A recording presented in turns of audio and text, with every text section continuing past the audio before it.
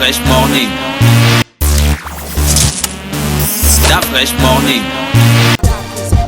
Vous êtes sur les 104.5 Urban FM, la station urbaine. Dans notre émission ce matin, on va recevoir monsieur Ndondong Pierre Hendrix. Il est directeur général de la SCI PH IMO.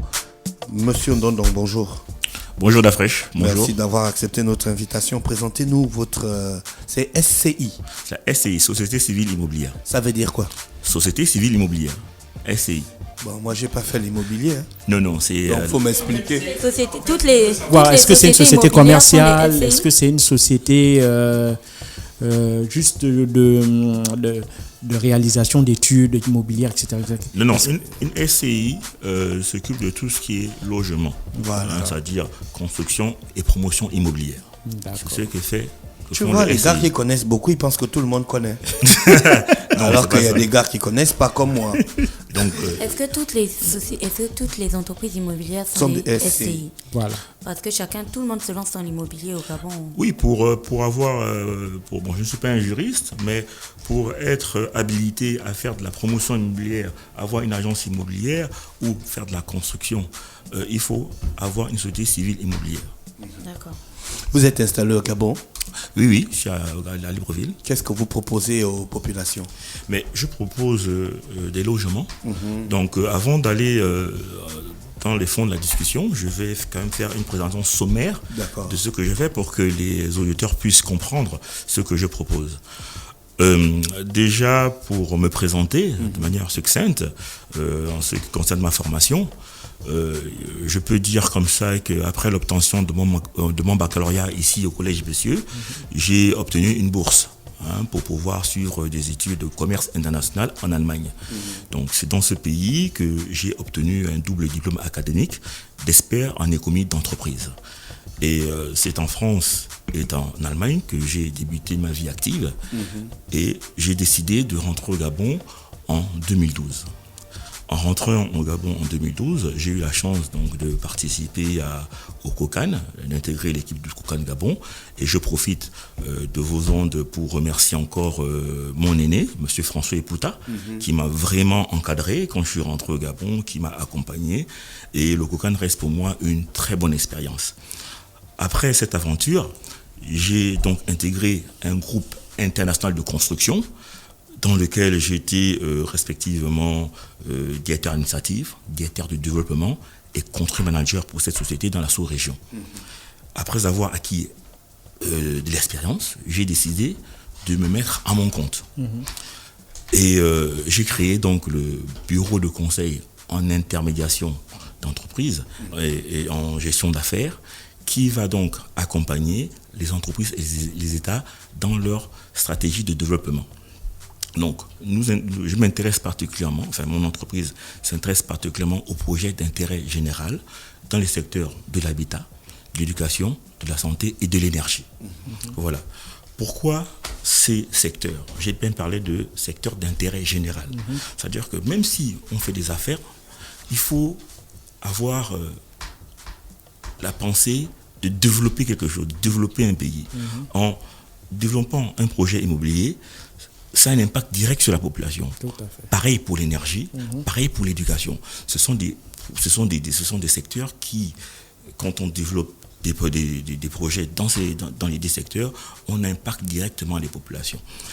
Et concernant le Gabon, j'ai créé la SCI, on en parlait au début de l'émission, PHIMO, pour faire de la promotion immobilière. Vous savez, le chef de l'État avait promis aux populations 5 000 logements par an. Quand il est arrivé à tête de l'État en 2009. Cela n'a pas été possible. Mais il faut reconnaître que si cela n'a pas été possible, ce n'est pas parce que le chef de l'État n'a pas mis les moyens. Il y a eu des moyens qui ont été mis en place par le chef de l'État, mais cela n'a pas été possible. Bon, il faut aussi reconnaître que l'État, aujourd'hui, ne peut plus tout faire.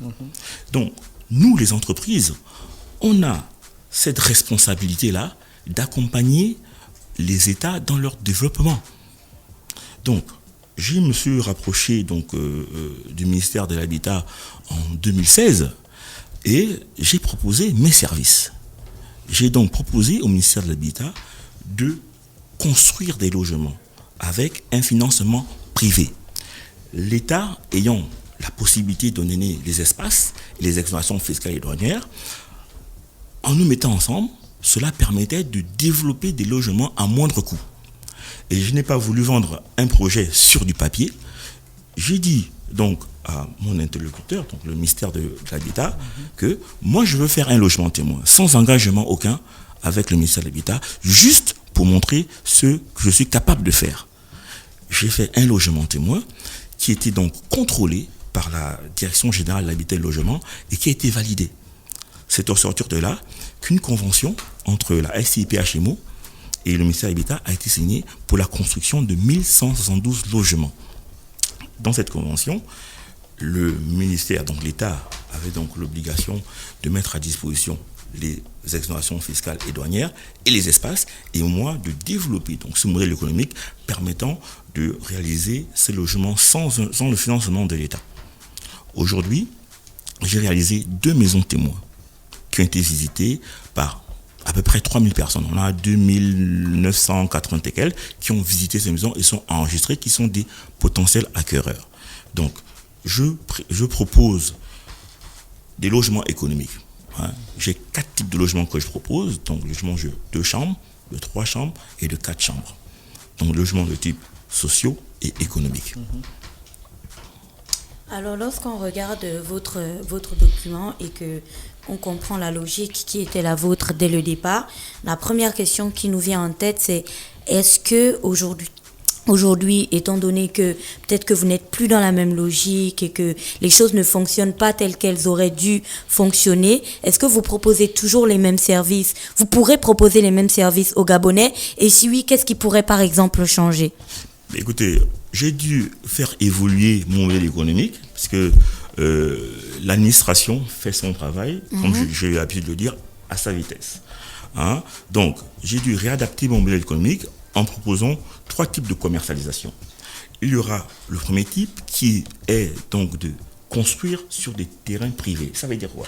Si toi, Gina, tu as ta parcelle et tu es intéressé par un de nos produits... Si j'ai un terrain en Toum, par exemple. En Toum, il n'y a pas de problème. Nous, on envoie une équipe technique qui vient regarder ton terrain, on te propose une étude, on construit le logement que tu as sorti sur ton terrain. Donc là, tu n'as pas le coût du foncier. D'accord. Voilà, ça c'est le premier type, le premier modèle économique. Nous avons le deuxième modèle économique qui est notamment de construire sur les sites de l'État. Donc, aussitôt que l'État nous mettra à disposition des espaces pour la construction de ce logement-là, nous allons construire ces maisons avec des prix spécifiques. Vous savez, quand l'État octroie des exonérations et des terrains à titre gracieux, il est regardant sur le coût, ce qui est normal. C'est un accompagnement. Donc, nous, en tant que promoteurs, on a des obligations de coût. Et aujourd'hui, comme je vous ai dit tout à l'heure, notre premier logement est à 14 millions. 14 millions en évoluant jusqu'à maximum 37 millions dans le cadre de ce partenariat-là. Alors, quel est le seuil de financement pour pouvoir, une fois qu'on a choisi le modèle d'habitation, quel est le seuil de financement nécessaire pour pouvoir lancer les travaux? Écoutez, on va donc diviser, pour faire simple, pour que les auditeurs puissent comprendre, on va financer son logement en 4 paiements. Parce que nous faisons ce qu'on appelle la vente en état de futur achèvement, de la VFA. Donc, pour résumer simplement les étapes de la vente, il y a le premier paiement, donc on va dire 30% à peu près, qui va correspondre à quoi? C'est-à-dire que quand nous on a un titre foncier au nom de PHMO, la maison va coûter, je dis un exemple, 23 millions. Donc l'acquéreur va faire un premier versement de 30% qui va permettre d'individualiser ce titre foncier pour que le titre foncier va passer de PHMO à Gina. Ok? Ça c'est le premier paiement. Les 3 derniers paiements sont réservés à la construction. On va dire, deuxième paiement, on fait un soubassement, Gina contrôle son soubassement et elle paye. Troisième paiement, on fait les grosses œuvres, donc tout ce qui est mur, etc. Gina contrôle, on paye. Et dernier paiement à la livraison. Ce que je dois dire, que quand on livre les logements, nous avons 2 types de garanties que nous donnons à nos acquéreurs. 2 types de garanties. Il y a la garantie de parfait achèvement qui est utilisée par les acquéreurs. Pourquoi? Pendant une période de 12 mois. s'il y a un problème dans votre logement, porte, fenêtre, etc., vous rappelez, la société de construction. Nous, on vient, on s'assure effectivement qu'il s'agit d'un problème de construction et on répare. Vous savez, aujourd'hui, il faut donner ce type de garantie parce que, je vais prendre un autre exemple. Si aujourd'hui, sans faire de la publicité gratuite, bien sûr, si BMW ou Mercedes rappelle 200 000 véhicules, c'est qu'il peut avoir des erreurs de construction et de fabrication. Donc, il faut prendre ça en considération. Donc, ça, c'est la première garantie, la garantie de parfait achèvement. Nous donnons également la garantie décennale. C'est-à-dire, la garantie décennale s'appuie sur la structure du bâtiment, affaissement et fissure. C'est une garantie qui est d'ailleurs obligatoire, mais que je vois très rarement ici donnée sur 10 ans. Garantie décennale, 10 ans. Donc, pendant 10 ans, nous garantissons donc s'il y a des fissures, s'il y a un affaissement, etc., de revenir et de faire les corrections nécessaires. Est-ce que les offres de services que vous proposez sont limitées à Libreville et à ses environs, ou bien l'ensemble du Gabon peut être concerné? Non, nous avons développé un programme sur plusieurs villes du Gabon. À l'intérieur du pays, nous allons construire particulièrement des logements en briques de terre stabilisées, pour des raisons économiques. Pourquoi? Parce que nous construisons. La brique de terre stabilisée, c'est comme la brique que l'on a, qu'on achète à 250 là? Non, c'est une brique de terre qui se fait avec de la terre. La terre cuite. Voilà, on va la stabiliser et la rendre plus solide et plus belle pour faire des logements. C'est très beau. D'accord. Elle n'est pas dévorée par les termites? Non, pas du tout. Elle est traitée. Oui, vous êtes en train de nous expliquer. Donc, je suis en train d'expliquer que nous avons 3 types de construction. Nous avons la construction avec des briques autobloquants, ce sont les briques traditionnelles que nous connaissons. Nous avons des panneaux EPS que j'utilise, avec lesquels j'ai fait mes maisons témoins, qui nous permettent de gagner en temps de construction. Vous savez, quand j'ai développé ce modèle-là, il faut faire des modèles économiques qui sont adaptés à la culture de l'habitat. Parce que souvent, on voit des entreprises qui arrivent, qui importent une technologie qui n'est pas adaptée à la culture de l'habitat. Donc, les panneaux EPS ciment sont des panneaux en dur, avec travaillé pour une résistance contre le feu. Mais on va dire que c'est comme des briques, mais ce sont des blocs qui font 2,30 m en hauteur et 80 cm en largeur, qui nous permettent de gagner en temps de livraison. Parce que vous savez, aujourd'hui, les gens qui vont financer sur la base d'un crédit, le crédit vous est accordé aujourd'hui, mais la banque, le mois prochain, commence à couper. Vous comprenez? Donc, ces personnes qui sont certainement en location, il ne faut pas qu'elles se retrouvent à payer et la location et les traites de crédit. Donc, il fallait pour moi trouver une solution économique, donc un moyen de construire vite et bien. C'est pour ça que nous construisons nos logements. Nous avons des délais de construction qui sont très courts.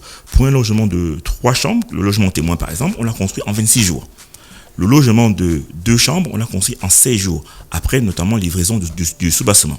D'accord, mais pour ce qui concerne les matériaux, parce qu'il y a aussi un aspect économique local qu'il ne faut pas négliger, les matériaux que vous utilisez, quelle est la part des matériaux du Gabon? Par exemple, le bois, est-ce que vous importez, il y a des matériaux que vous importez, mais quelle est la part des matériaux locaux que vous utilisez justement dans le cadre de booster l'économie locale? D'accord, pour booster l'économie locale, c'est pour ça que je disais tout à l'heure qu'à l'intérieur du pays, nous allons nous concentrer sur les logements en briques de terre stabilisés. Pourquoi? Parce que dans tout le Gabon, il y a de la terre.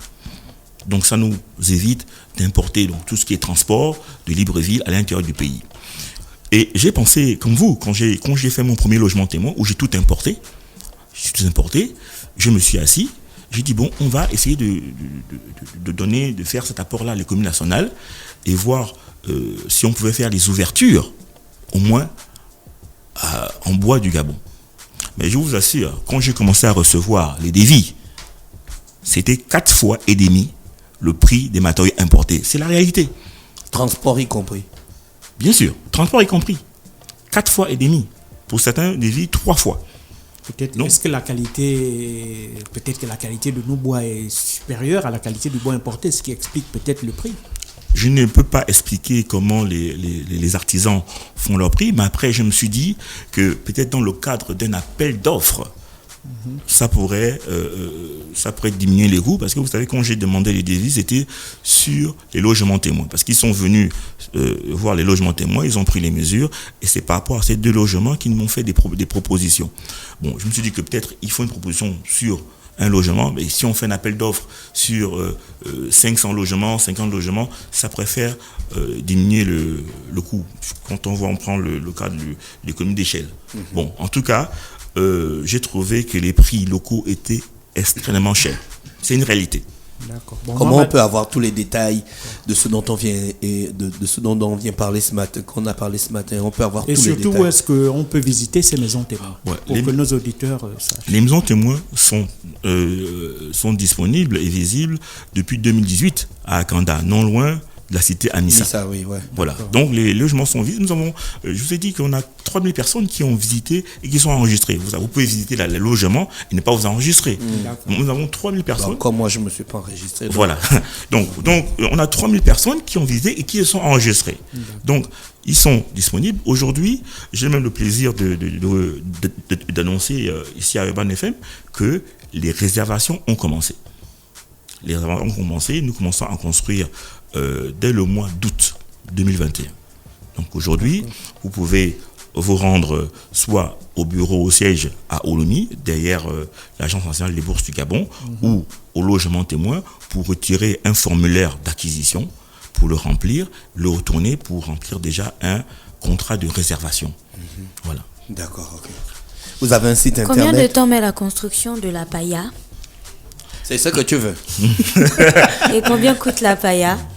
Voilà, ce logement, ça va dépendre. La paillade, c'est notre logement, c'est notre seul logement au standing, parce que nous avons vraiment mis l'accent sur le logement économique. Donc la paillade est notre seul logement standing qui peut être construit en 3 mois maximum. Okay. Et le coût va dépendre, comme j'ai dit tout à l'heure, soit de la localisation. Est-ce que je construis sur votre terrain? Est-ce que je le construis sur le site que j'ai à Kanda ou sur le site que j'ai à Okolassi?